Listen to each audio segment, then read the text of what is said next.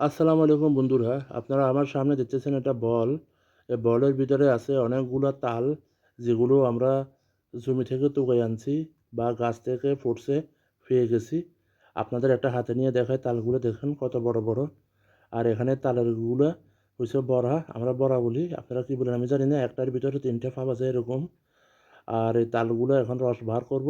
রস বার করার জন্য এমন একটা মেশিন ব্যবহার করব, যেটা আপনারা দেখলে অবাক হয়ে যাবেন। এই যে দেখতে পাইতেছেন আমার সামনে একটা মেশিন আছে।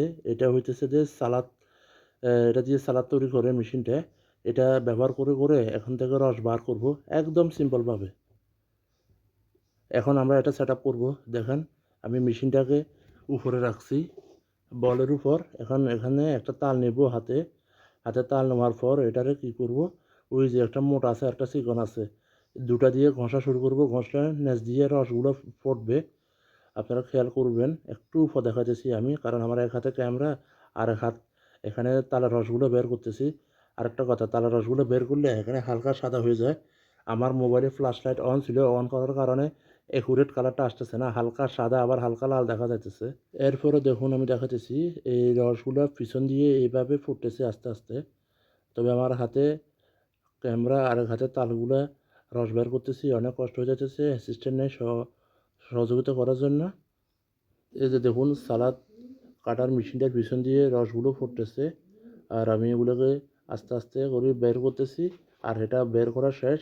এর আগে আমি দুই একটা রস বের করছি, আপনাদের দেখাতে পারি নাই।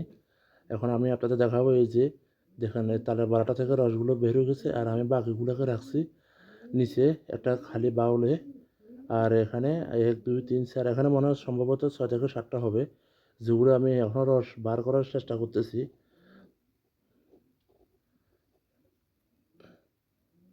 এরপরে দেখুন, আমাদের কাছে আছে লাস্ট দুইটা, দুইটা বা তিনটা হবে, এখান থেকে রস বের করব। এই যে একটা, আর রসগুলো দেখতেছেন এই বলের ভিতরে আছে।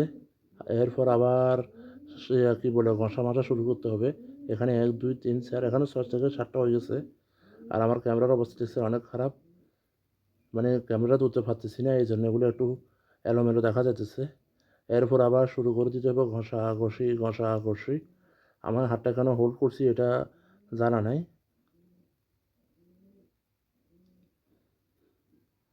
যাক, বুঝতেছি না এখানে কী করতেছি আমি নিজে। আগে ভিডিওটা রেকর্ডিং করা প্রায় 1 মাস আগের। এখন শুধু তালের বড়াগুলো ফেলা দিতেছি নেছে। আমার সম্ভবত হয় কাজ শেষ হয়ে গেছে। এখন এগুলারে একটা জিনিস করতে হবে, লাস্ট এই রসগুলাকে আপনার কিছু একটা দিয়ে চাকনি দিয়ে চাকতে হবে, কারণ এখানে অনেকগুলো আঁশ আছে। এটার জন্য আমরা একটা দেশি পদ্ধতি ব্যবহার করব। পদ্ধতিটা হইতেছে যেটা বল দেখছেন, এই বলের নিচে একটা পাতিল। এখন এই বাউলটা সরাসরি এটার উপর ঢেলে দিব। ঢেলে দিলে এখান থেকে রসগুলো শুধু ফুটবে, যে আঁশগুলো আছে সেগুলা আর ফুটবে না।